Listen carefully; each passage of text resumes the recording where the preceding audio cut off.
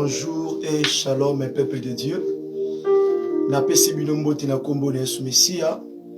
Na Nzambe o asali biso susu vraiment ngolo to pe grâce o apesi biso opportunité vraiment ya ko belema susu na mokolo ya lelo. Na avant dernier jour na biso ya ko clôturer le sambo to pe séminaire de prière oyo to bandaki vraiment depuis premier jour tozalaki awa kino na mokolo ya lelo et tozokende vers la fin. Vraiment nous sommes vers la fin, je peux dire ceci. Vraiment nzamba pambola yo ndeko nyonso oyo kobi na ko persévérer, oyo kobi na ko kabola ba message, ba vidéo, ba audio oyo ko partager yango na bandeko na yo, ba ninga to pe ba camarades bien-aimés. Nzambe wana vraiment koyeba ko futa yo, akoyeba ko pesa yo ya mingi, pe akoyeba ko kamwisa yo vraiment. Tikate le Dieu d'Abraham et le Dieu d'Isaac et d'Israël yende ayeba lisusu ko demeurer kati na biso na tongo lelo. Yango tokende ko pesa Nzambe wana lokumu pe matondi na bisika ezwami ngai na yo tokotombola mingongo na biso likolo to pe maboko na biso likolo pona kolobela Nzambe wana merci na pema o apesi biso ainsi que yende akonza ainsi que mawana ye ezalisa makati na biso vraiment. Yango wana bisika ezwami yo ndeko papa mama tobondeli na kombo na Yesu Mesia. Yahweh tobelemi na présence na yo, Yahweh toyepai na yo. D'abord kopesa yo matondi, d'abord kopesa yo merci pona grâce topé opportunité au salibiso Seigneur. Yakobele merci dans ta présence Seigneur. Te péché sous merci pour notre tango oyo. Te péché sous merci pour l'opportunité au Seigneur. Te péché merci pour la bola munayo. Te péché merci pour la kimia oyo accordé biso. Te péché merci pour le moment oyo kitoko tozuna kati ya présence na yo. Yango to tondi yo kolo. Yango te péché merci parce que tu es Dieu, parce que tu es le comparable Dieu Yahweh.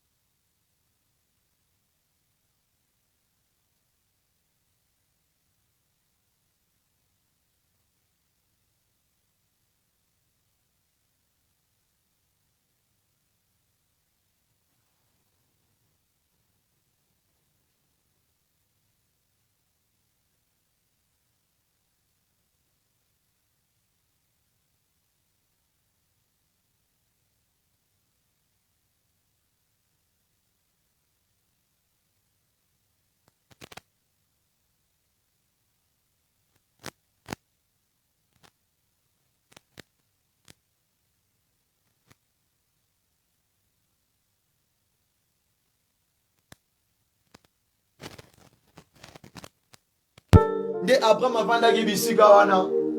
Liboso ya tante na ye, liboso ya kuke na ye, azozwa mon pepe, aza ko se relaxer. Bien aimé, mokolo wana Abraham abondela rate toi kota jeûne et prière. Tantôt mokolo wana, il était fatigué. Tantôt on a kokanisa, abi où je peux commencer pour na suka wapi. Na ebité bien aimé. Il peut y avoir que na tomwa lelo, o kanise belé, ozo réfléchir belé par rapport à vie na yo, par rapport à bana na yo, par rapport à vie na mboka ozo vanda. Ozo mona que rien ça ne va pas. Ozo mona que ma mozo évolue bien te. Ozo mona que oui, à Jésus kende, mbou les a pour avancer, mais ozo mona clair te na kati ya vie na yo. Peut-être et c'est là qui peut cailler Abraham, mokolo wana. Peut-être aussi, et ça peut cailler dans la tombe de l'autre, puis dans le moment où on a un message, okomi ko banza, okomi ko tala, obite, na ebite. Est-ce que ngak manzamba eba anga lisusu? Ton zamba konta anga lisusu. Est-ce que nzamba eba anga kaka? Kena zala yaye? Kena lobaki na ngai? Kena se kena bima? Nafanda na kati ya libala oyo, nafanda na kati ya ndaku oyo, nafanda na mboka oyo, nasala musala oyo, nakende na nzela oyo, nasala ministère to pe fonction oyo apesi na kati ya œuvre na ye. Est-ce que nzamba yeba nga lisusu? Kayene mtapesa nga ordonnance wana? Bien aimé, ce jour-là, Abraham ne s'attendait pas. Abraham ne s'attendait pas. Mais la parole précise ceci. Mokolo wana boye ezaki tellement makasi. Donc, ezaki atana moyen te Abraham avant na kati ya ndaku. Donc, Nzamba préparera nyonso. Abongisa makambo na ye. Tanto mokolo na omoni ke mutu pasi. Toto esimba na mote. Nake beta na ngata tour mobwe. Nake ngata otambola. Okele bisko okende te. Mais oebite nde mokolo wana Dieu veut t'étonner. Alors que bien aimé, la parole dit ceci. Quand Abraham a tombé l'imisunae, quand Abraham leva ses yeux, bien aimé, il regarda et il voit de loin Amoni Batumi Satou Basoya juste kaka liboso ndaku na ye. Abraham habité quand on a moni batoyo, je sais pas. Non mon amour basa ya nature monte na biso. Donc faut la saisir opportunité oyo. Il ne faut pas natika bato balekana. Bien aimé, Abraham se prosterna, Abraham se jeta. Cela veut dire quoi sinuana? C'est-à-dire que parfois tant on réfléchir, parfois tant on kanisi, tant on tali vie na yo, tant on tali maisha na yo, tant on tali life na yo, tant on tali bomo na yo. Ozo basuni na bolobate, otali âge, otali bisiko zo demere, otali vie ozo mene, otali ba condition, otali façon zo lala. Na lo lengo zo la muka. Bien aimé, parfois moutou est sali pasi, moutou est doki. Bien aimé, mais on est là qui calcule qui bon moto. Bien aimé, tant que je suis ma kambouana nyonso, o memi ya pas moto oyo. Babé ma kaele tie pour voler. Babé ma kaele nzamba makoki. Babé Makaé, c'est lui qui a été. Babé Makaé, c'est lui qui est. Babé Makaé, c'est lui qui vient. Bien aimé, Motowana, Tamoke Panaye, Omiboua qui nase, Lokola Brahma, Akita qui m'a bongo nase, Afukami, a supplié. Alors, bah, et Nzamba Kota la moté malaye. Zamba kota na vie na ye, Zamba kota na problème na ye, Zamba kota makambo libota na ye, Zamba kota ba dossier bana na ye. Zamba kota likambo santé na ye. Zamba kota likambo document na ye. Zamba kota likambo voyage na ye. Zamba kota likambo ministère na ye. Zamba kota likambo ezolega na kati ya ndako. Ozo pesa trouble tango nyonso. Bien-aimé, mokolo wana Zamba azoloba ete ayebi ete bato batiake like pai na ye. Nzambe alobi ete loboko neza mokuse te mpona kobikisa, ni matoi neza mosika te mpona koyoka. Bien-aimé, tika ete Nzambe a résoudre, tika ete Nzambe akotaka na yo, tika ete Nzambe apambusa ya misolo ezotanga ntango nyonso. Nzambe wana résoudre, Nzambe wana surprendre yo, Nzambe wana étonner yo, Nzambe wana étonner yo, Nzambe wana étonner yo, Nzambe wana kamwisa yo. In Jesus name. Bien-aimé, yango ezalaki signe ya Abraham asalaki efe ya okita mabolo mona se. Asalaki prière mobimba. Et bien-aimé, les trois hommes qui paraient passer devant et qui paraient continuer leur chemin, et subitement, c'est qui kokota ko demeurer na kati ya ndako ya Abraham. Abraham akembambu. Alobi mama Sarah. Alobi maman Adèle. Alobi la sœur Bénédicte. Alobi alobi maman mami. Salamu eloko moko. Yakolia ya noki noki opesa ngo batoyo. Salamu vraiment nengo sala donc na kuone bele la kawana vraiment. Yes. Bien aimé salama gibe noki noki. Tango bato wana balie batondi. Na kwa biloko wana. Taka mama Sarah lamba na tembea. Mkolo wana na kati ya bato wana misatu moko na kati na bango a soulever point. Alobi kaka na moma oyo toye na ndakuno ya mbibiso na mokolo oyo yeba peka na kati ya même année, na kati ya même mbula yeba ete na koyaka lisusu po ete na kotikela yo, po ete na kopesa yo le fils ke obande kozela. Alobi po ete na kotikela yo voyage obande kozela. Poetene kotikela yo document obande kozela. Poetene kotikela yo la guérison obande kozela. Poetene kotikela yo la réussite obande kozela. Poetene kotikela yo la délivrance obande kozela. Poetene kotikela yo la paix que obande kozela. Bien-aimé, alors na kati ya langage wana ezoloba ete le fils de l'homme ayaki te pona rejuger mokili, mais ayaki pona ko accueillir biso, pona ko futa nyongo mabe na biso, mais na retour akoya ete po ete azwa ba oya ye, po ete apesa bomoi, po ete a restaurer, po ete asilisa pasi oyo tokomona na si ya mokili oyo, po ete azoba oya ye.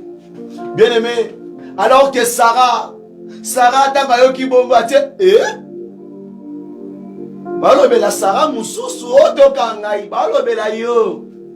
Bien-aimé, eza yo nde Nzambe azolobela, eza yo nde Nzambe azolobela. Nzambe abosani mutu te, asali pe erreur te, asali pe mistake te, abosani pe numéro ya téléphone te. Eza ka yo nde na olobela o Nzambe atinda lobela. Kaka na position za nango wana, kaka na même manière ozomona makambo ekendele, kaka na façon ozomona ba mira na telemi, ba ngomba na telemi, mikakatano abina ebisa yo na même moi otozali, pe na même moi oya koya po aya ko étonner yo, po aya ko surprendre yo, po aya ko kota dossier avina yo, qu'il soit ainsi na kombo na Yesu. Bien-aimé, na soni wana Sarah buka lokuta asekana nu pona aondi mate oyo Nzambe alobi pona ye na suka na yango suka wana te abuka lokuta batuni Abraham pona nini mwasi nazo seka yo Abraham na pena comprendre te Pourquoi? Parce que on Nzamba loba ki na ye et donc et pata qui est et lengisa qui est donc Nzamba surprendre ye donc abanda ko s'attendre te que un jour le sousou a koyo kamaloba bongo mais pour étant que Moutou abi c'est impossible, l'âge est déjà avancé, c'est impossible enfin que je me marie parce que l'âge est avancé, c'est impossible enfin que j'enfante, c'est impossible parce que tu penses que tu as déjà déposé l'âge de la ménopause, tu penses que c'est impossible de construire, d'acheter de grandes maisons, de réaliser ton rêve ou bien tes projets. Tu penses que c'est impossible. Or que la parole dit ceci, car rien n'est impossible à Dieu. Bien aimé, peu importe de ta situation, peu importe de la maladie, sache une chose. La Bible dit, car rien n'est impossible à Dieu. Car rien n'est impossible à Dieu. Même les maladies incurables savent que bien, en Dieu, en Jésus, rien n'est impossible à lui. Même la pauvreté, même la mort, même le combat, même le piège, même le complot diabolique, même la stérilité, quel que soit le taux de la chômage que tu es en train de vivre, quel que soit l'emprisonnement, quelle que soit la condamnation, quelle que soit la durée de ta souffrance, tous ces forces-là, tous ces pouvoirs démoniaques, sataniques, ils savent bien que en Jésus-Christ, rien n'est impossible à lui. Je déclare maintenant que la possibilité soit ton partage. Que la possibilité soit ton partage. Que la possibilité soit ton partage. Peu importe de ta situation, peu importe de ton problème, peu importe de ton cas, que la possibilité soit votre partage ce matin. Que Dieu te surprend là où tu es. Que Dieu te surprend là où tu es. Zambara Moussayo, qu'il soit ainsi. Bien aimé, la parole dit, je relis encore le verset pour la compréhension. J'avais dit, permettez-moi parce que nous sommes arrivés à la fin. Car la Bible dit, vaut mieux la fin d'une chose que son commencement. Bien aimé, toujours dans le chapitre 18, dans le livre de Genèse, le verset 14, écoute la réponse. Y a-t-il rien qui soit étonnant de la part de l'Éternel? Au temps fixé, je reviendrai vers toi à cette même époque et Sarah aura un fils. L'ange, l'Éternel affirme que ce que je t'ai dit, je vais l'accomplir. Bien-aimé, yango somona nakati ya livre Habakkuk, le chapitre 1er et le chapitre 2, le verset 1er. Et je bisabi sonini bien-aimé. Totanga makomi wana pona kosugisa, pona clôturer gotoyo. Bien-aimé, tokimi mbango mbango dans le verset 3. Car est une prophétie dont le temps est déjà fixé. Elle marchera vers son terme et elle ne mentira pas. Si elle tarde, attends-la, car s'accomplira. Elle s'accomplira certainement. Et la Bible affirme encore ce que l'Éternel t'avait dit. Et ça n'a temps fixé. Oh, bilo konyo sonzamba ebisayo et kolata nzoto.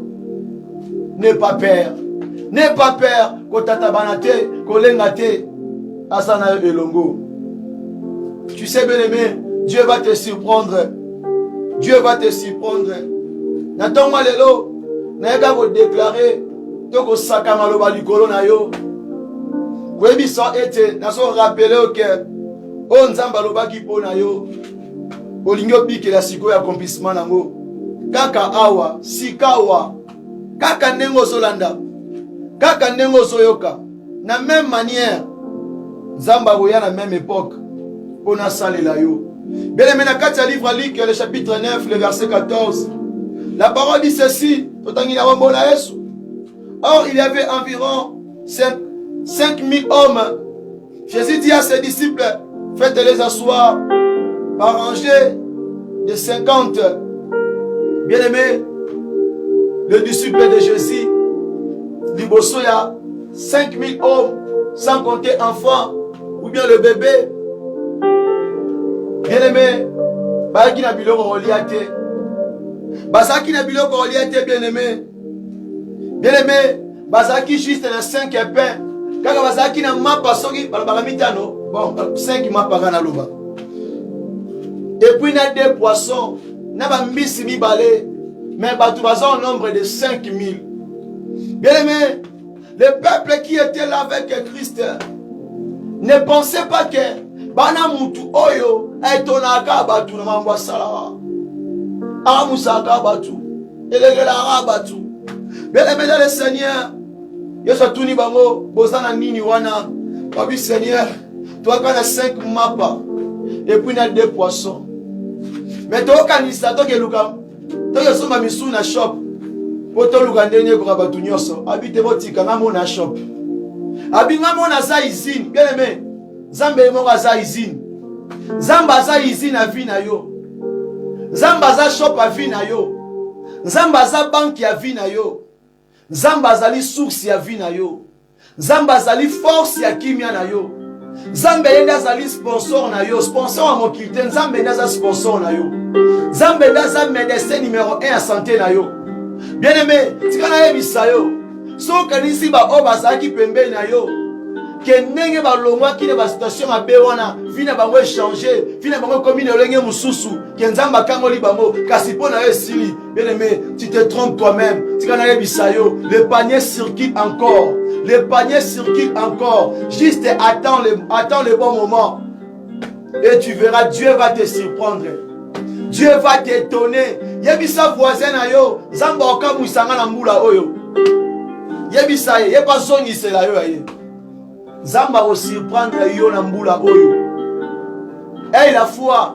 Hey la foi. Hein? La foi, hein?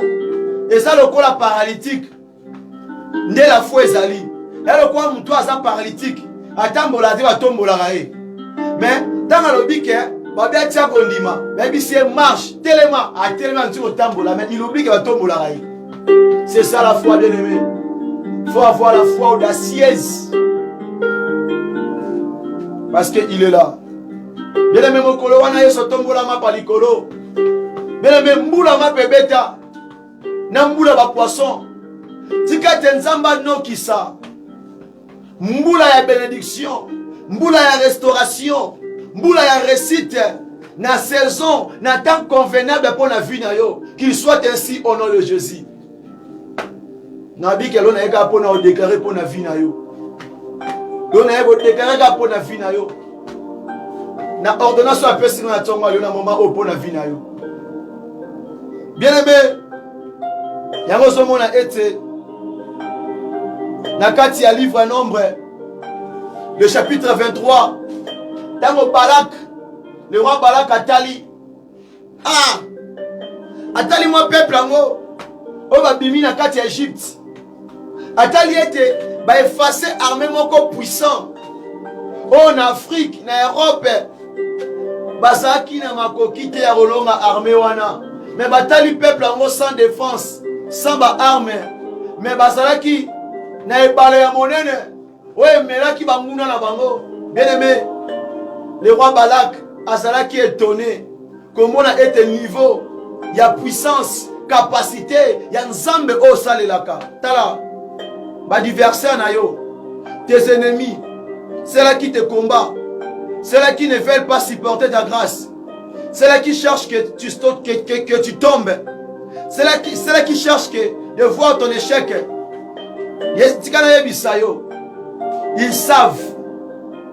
Ils savent le Dieu que tu sers.